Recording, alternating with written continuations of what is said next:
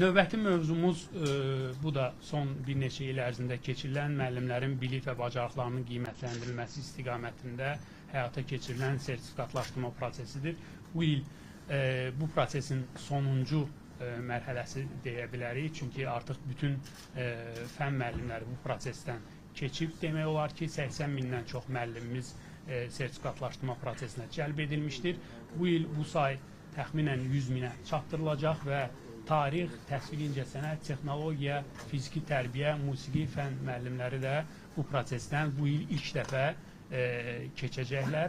Təxminən 20 minə yaxındır bu müəllimlərin sayı və uğurla keçən və əmək haqqlarını yeni formatda artımlarla alacaq müəllimlərimizin sayı sentyabr ayından 90 minə çatdırılacaqdır. Bunu da istərdim ictimaiyyətlə bölüşək. Əmək haqqı artımı dedikdə daha əvvəllərdə bildiyiniz kimi yüksək nəticə toplayan müəllimlər üçün 35%-lıq əlavələr nəzərdə tutulur. Ümumilikdə prosesdən uğurla keçən müəllimlər üçün isə 10%-lıq artım nəzərdə tutulur.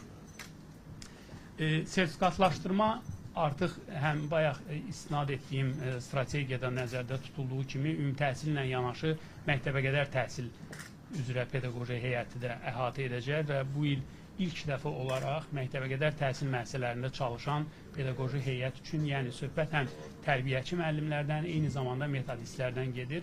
Bu kateqoriyadan olan həmkarlarımız da sertifikasiyadan keçəcəklər və belə pedaqoji heyətin sayı 12 minə yaxındır və düşünürük ki, bu prosesi biz ilin sonuna yaxın oktyabr-noyabr aylarında həyata keçirəcəyik.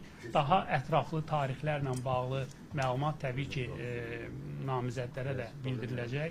Ümumi təhsillə bağlı qayıtmaq istəyirəm, tarixləri qeyd etmək istəyərdim. Deməli, 2026-cı ildə sertifikatlaşdırma prosesi iyun ayının ikinci yarısında həyata keçiriləcək. Təxmini tarixləri qeyd edəcəm. 17-25 iyun tarixləri üzrə planlaşdırılır bu sertifikasiya. Söhbət ümumi təhsildə tarix, təsvir incəsənət, fiziki tərbiyə, musiqi fən müəllimlərindən gedir. Bu müəllimlər üçün sertifikatlaşdırma 17-25 iyun tarixlərində həyata keçiriləcək. Hər bir namizəd üçün, hər bir müəllim üçün imtahanların təşkili ilə bağlı, təşkili məkanı, tarixi ilə bağlı daha dəqiq detallı məlumatlar bir ay qabaqcadan hər bir namizədin şəxsi səhifəsinə göndəriləcəkdir.